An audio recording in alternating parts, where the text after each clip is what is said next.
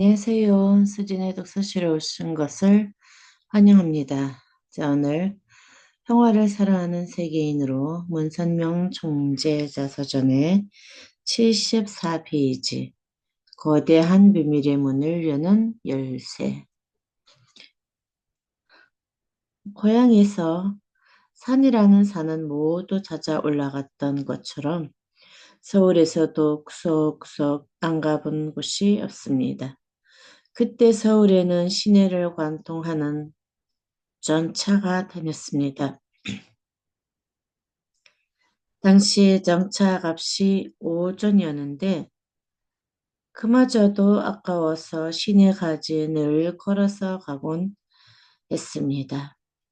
무더운 여름날에는 땀을 벌벌 흘리며 걸었고 차디 전 겨울에는 살을 예는 바람을 뚫고 뛰다시피 걸었습니다.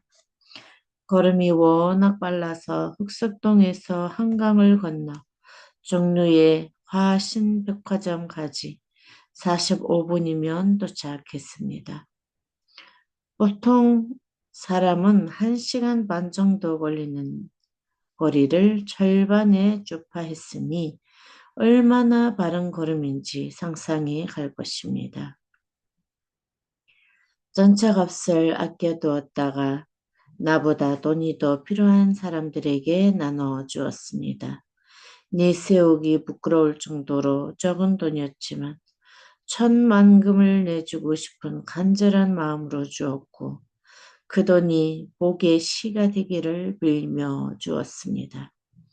4월이면 고향에서 꼬박꼬박 학비를 보내왔지만 형편이 어려운 주위 사람들을 그냥 보아 넘기질 못하다 보니 그 돈은 5월이 되기도 전에 모두 바닥이 났습니다. 한 번은 학교 가는 길에 숨이 넘어갈 것처럼 아픈 사람을 만났습니다. 어찌나 불쌍한지 발이 떨어지지 않아 그 사람을 업고 5일이나 떨어진 병원으로 달렸습니다. 때마침 주머니에 들어있던 학비를 탈탈 털어 병원비로 내고 나니 돈이 한 푼도 남지 않았습니다. 학비를 못 내 학교에서督促을 받은 것을 보고 친구들이 돈을 한 푼, 두 푼 모아 주었습니다. 그때의 친구들을 평생 잊지 못합니다. 도움을 주고받는 것 역시 하늘이 맺어주는 인연입니다. 그 당시는 잘 몰랐지만 지나서 생각해보면 그래서 나를 그 자리에 보내셨구나 하고 깨달아집니다. 그러니 문득 내 앞에 도움을 청하는 사람이 나타나면 하늘이 이 사람을 도우라고 날 보내셨구나 하고 마음을 다해 섬기게 됩니다. 하늘이 열을 두으라고 하는데 타선만 도와서는 안 됩니다. 열을 주라고 하면 팩을 주는 것이 옳습니다. 남을 도울 때에는 아낌없이 지갑에 돈 가지도 몽땅 털어서 도와야 합니다. 서울에 와서 바람덕이라는 걸 처음 보았습니다. 그 색이며 모양이 어찌나 예쁜지 아이고 이렇게 곱게 생긴 덕이 다 있구나 하며 한 입 베어 물었더니 바람이 푹 꺼지며 폭삭 주저앉은 게 아닙니까? 그때 알았습니다. 아하, 서울이라는 곳이 바로 이 바람덕 같구나. 서울 각쟁이라는 말이 왜 생겼는지 알 것 같았습니다. 서울은 겉 보기엔 고관대작들이 질비한 부자 세상 같지만 실상은 가난한 사람들 천지였습니다. 한강 다리 밑에는 누더기 차림의 거지들이 출발했습니다. 나는 한강 다리 밑 빈민굴에 찾아가 거지들의 머리를 깎아주며 마음을 나눴습니다. 가난한 사람들은 눈물이 많습니다. 가슴에 맺힌 것이 많아 내가 말 한마디만 건네도 대선 통곡을 하며 울었습니다. 벅벅 긁으면 허옇게 자국이 생길 정도로 떡지떡지 대가 긴 손으로 직접 구결해온 밥을 나에게 건네기도 했습니다. 그러면 나는 더럽다 하지 않고 깊은 마음으로 같이 먹었습니다. 서울에서도 교회를 열심히 다녔습니다. 주로 흑석동에 있던 명수대 예수교회와 한강 건너편 백사장에 있던 서빙고 오순절교회에 다녔습니다.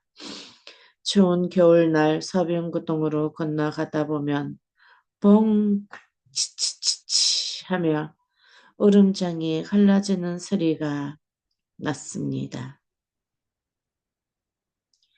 교회에서는 주일학교 선생님 노릇을 했습니다. 내 수업은 아주 재미있어서 아이들이 많이 좋아했습니다. 지금은 나이가 들어 농담하는 재주도 없어졌지만 그 당시엔 우습게 이야기도 잘해서 아이들이 잘 따르고 좋아했습니다. 내가 엉엉 울면 아이들도 엉엉 울고 내가 하하하 웃으면 아이들도 하하하 웃으며 내 뒤를 쫄쫄 따라다닐 정도로 인기가 좋았습니다. 명수대 뒤쪽에는 서달산이 있습니다. 나는 달마산 바위돌에 올라가 밤새 기도하는 일이 많았습니다. 춥거나 덥거나 상관없이 하루도 거리지 않고 기도에 열중했습니다. 한번 기도에 들어가면 눈물, 콧물이 범벅이 될 정도로 울며 하나님께 받은 말씀을 놓고 몇 시간씩 기도에만 전념했습니다. 하나님의 말씀은 암호와 같아서 그것을 풀리면 더욱 기도에 몰두해야 했습니다. 지금 생각하면 그때 이미 하나님은 비밀의 문을 여는 열쇠를 친절히 주어 주셨는데 내 기도가 부족하여 그 문을 열지 못했던 것입니다. 그러니 밥을 먹어도 먹는 것 같지 않고 눈을 감아도 잠이 오지 않았습니다. 같이 하숙하던 친구들은 내가 산에 올라가 밤새 기도한다는 사실을 잘 몰랐습니다. 그래도 다른 사람들과 다른 무언가가 느껴지는지 나를 어려워했습니다. 하지만 평소에는 우스갯소리를 해가며 다정하게 어울려 지냈습니다. 나는 누구와도 마음을 잘 통합니다. 할머니가 오면 할머니랑 친구하고 애들이 오면 애들과 장난을 치며 놉니다. 누구든지 사랑하는 마음으로 대하면 다 통하는 법입니다. 흑석동 시절 새벽 기도회 때 저의 대표 기도에 감회를 받고 철을 찾아와 가까워지는 이기완 아주머니는 여든이 넘어 세상을 떠날 때까지 50여 년 동안 나와 우정을 나누며 버스로 지냈습니다. 그 동생 이기봉 아주머니는 하숙을 치느라 늘 바빴지만 항상 나를 따뜻하게 대해 주었습니다. 나한테 잘해줘야 자기 마음이 편하다면서 반찬 한 가지라도 더 주려고 애썼습니다.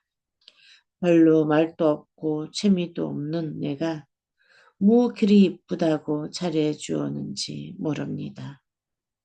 훗날 내가 경기도 경찰부에 소감됐을 때는 옥바라지도 해 주었습니다.